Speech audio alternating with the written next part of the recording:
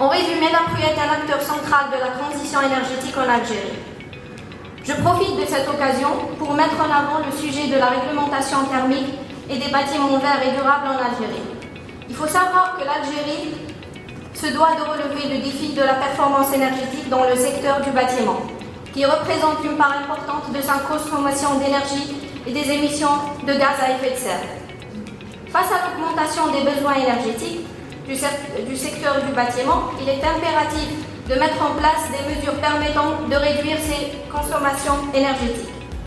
La construction de bâtiments durables combinant isolation thermique performante, énergie renouvelable et conception climatique est une nécessité pour l'Algérie. Cela permettra non seulement de réduire la facture énergétique des ménages, mais aussi de contribuer à l'atteinte des objectifs de réduction des émissions de gaz à effet de serre dans le pays. En 2022, le secteur du bâtiment représente environ 47% de la consommation finale d'énergie en Algérie, face à 29% pour le secteur du transport et 24% pour le secteur industriel. D'autre part, le secteur du bâtiment a un impact environnemental significatif, notamment à travers en termes de consommation énergétique et des émissions de gaz à effet de serre. Il est classé 3e après le secteur industriel et le transport dans le bilan des émissions de dioxyde de carbone en Algérie avec 6312 tonnes équivalentes de CO2. L'Algérie, en tant que nation, a toujours été proactive dans les discussions internationales sur l'environnement. Notre pays a intensifié ses efforts pour protéger l'environnement tout en promouvant un développement qui respecte nos ressources naturelles et en mettant en place un cadre législatif solide, notamment à travers la réglementation thermique, qui a été initiée dans le cadre d'une politique visant la maîtrise de la consommation d'énergie dans le secteur du bâtiment, notamment à travers des lois et décrets et documents techniques réglementaires, ainsi que des normes régissant la production architecturale. En 1999, la loi 99-09 relative à la maîtrise de l'énergie a été adoptée, marquant un tournant dans la gestion énergétique du pays. Cette loi a été suivie par le décret exécutif numéro 2090, promulgué le 24 avril 2000, qui a établi les premières directives réglementaires pour l'efficacité énergétique dans les bâtiments neufs et a introduit des normes pour l'isolation thermique et la gestion de la chaleur dans les bâtiments neufs, visant à réduire la consommation énergétique liée au chauffage et à la climatisation. En 2016, une nouvelle version de la réglementation thermique a été publiée par le ministère de l'Habitat, de l'Urbanisme et de la Ville. Cette révision a consolidé les exigences en matière d'isolation thermique et a élargi les directives pour inclure des aspects plus stricts concernant l'efficacité énergétique des bâtiments neufs. En 2021, une proposition d'amélioration de la réglementation thermique 2016 a été établie à travers le programme de coopération Algérie-Union européenne Tarana-Vefa. La mise en œuvre de ces réglementations a eu un impact significatif sur la construction et la rénovation des bâtiments en Algérie. L'accent mis sur l'isolation thermique est crucial pour réduire les déperditions de chaleur et améliorer le confort des occupants tout en diminuant les coûts énergétiques.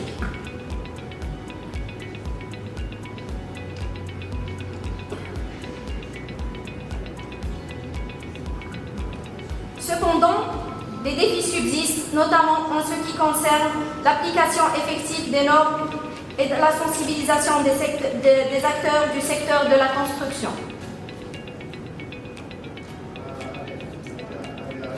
À travers les directives thermiques réglementaires ont été initiées par le ministère de l'Habitat et mises en œuvre par le CNERI, qui ont pour objectif la réduction de la consommation énergétique dans le bâtiment.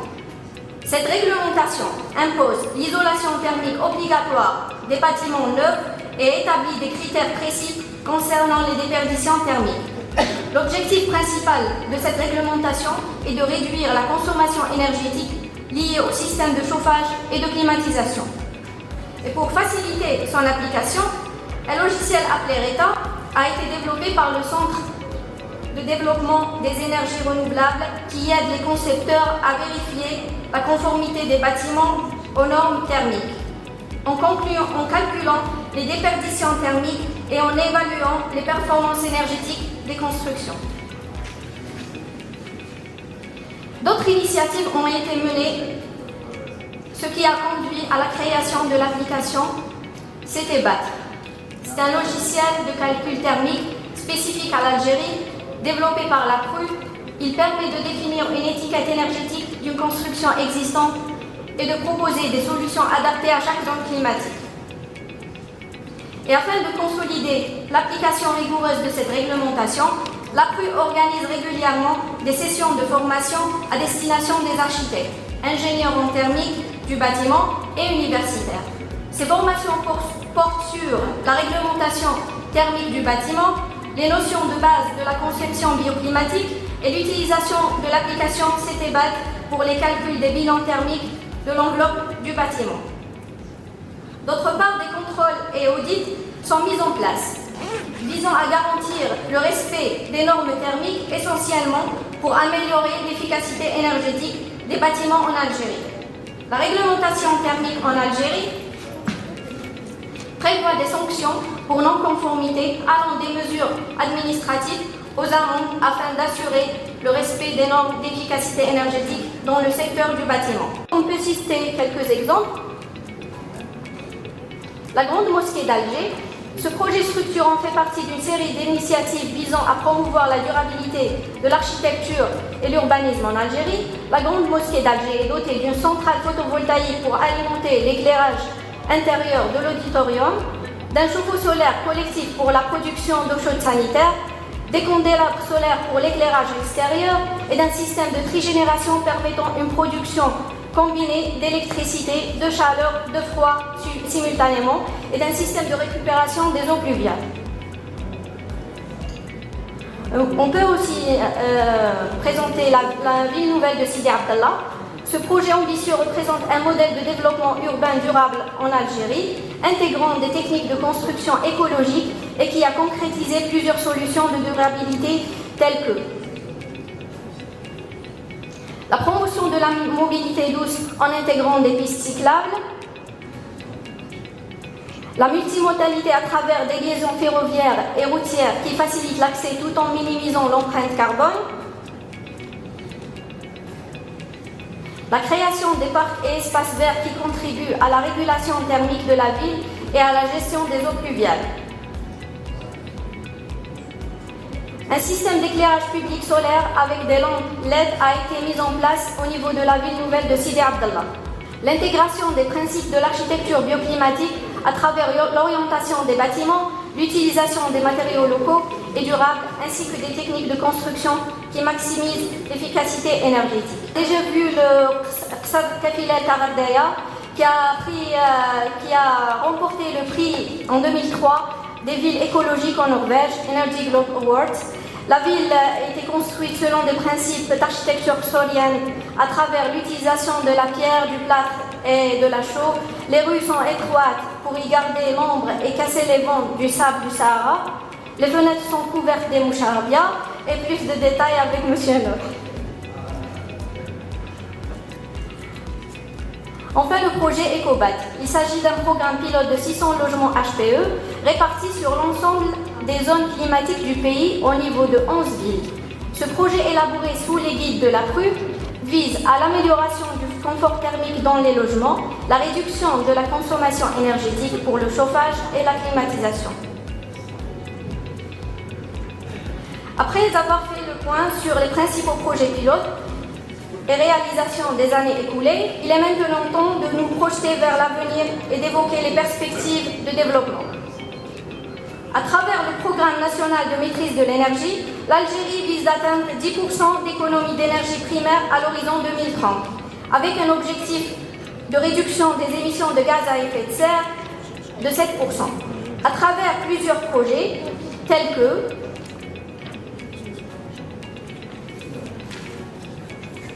des projets e-building pour les bâtiments énergiquement efficaces, des projets CS Mobility pour les transports propres et durables, des projets LC Industry pour une industrie bas carbone, des projets SUR Municipalities pour les communes urbaines et rurales durables, les actions de sensibilisation et de lutte contre le gaspillage énergétique et les mesures incitatives et réglementaires. Pour les projets e-building, on a l'isolation thermique des bâtiments, déploiement des chauffe-eau solaires, promotion des climatiseurs performants, promotion des pompes à chaleur au gaz dans le secteur tertiaire, la promotion des systèmes de gestion d'énergie par capteur dans le secteur du tourisme et enfin l'introduction de l'éclairage public performant.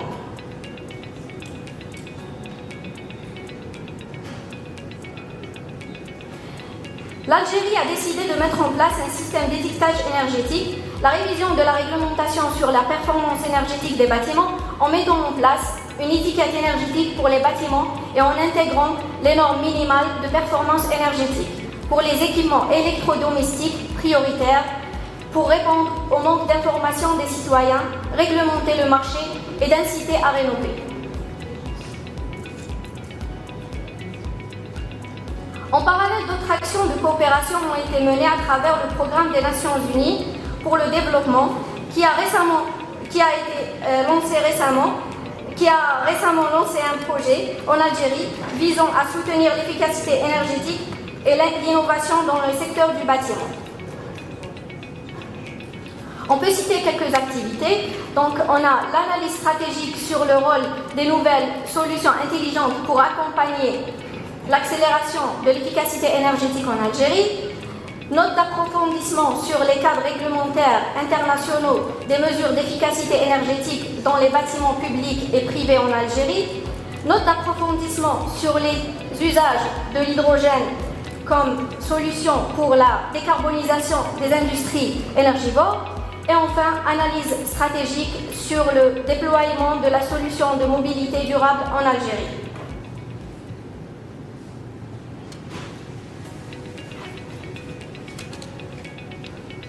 On passe aussi vers le programme MITMED, qui est un projet financé par l'Union européenne, développé par l'Association méditerranéenne des agences nationales pour la gestion de l'énergie MEDENER et le Centre régional pour les énergies renouvelables et l'efficacité énergétique pour soutenir la coopération régionale et renforcer les capacités techniques de transition énergétique dans les pays du Sud et de l'Est de la Méditerranée.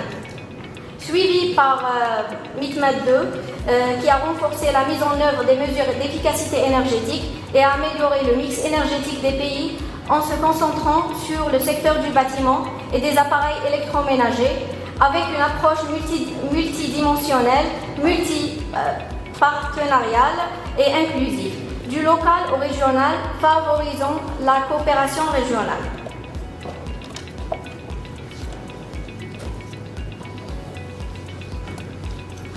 On a ici quelques actions du programme MITMED. Donc, on peut citer le premier Work Package, concentration, là, le Work Package numéro 2, concertation sur les stratégies et politiques publiques, promotion de l'efficacité énergétique dans les bâtiments, promotion des équipements performants et économes, accès au financement et enfin communication et diffusion. Parmi les objectifs et les actions du programme MITMED 2, on a concevoir et mettre en œuvre des actions pilotes, renforcer les capacités des professionnels, faciliter l'accès au financement pour les secteurs du bâtiment et des appareils et des équipements performants, sensibiliser à la transition vers une énergie propre pour le secteur du bâtiment et des appareils électroménagers et enfin harmoniser les stratégies et les politiques en matière d'efficacité énergétique des bâtiments et des appareils électroménagers.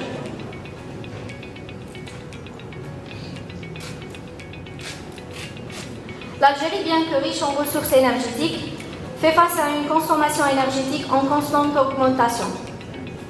Les bâtiments verts conçus pour être économes en énergie et respectueux à l'environnement représentent une solution viable pour atténuer cette crise.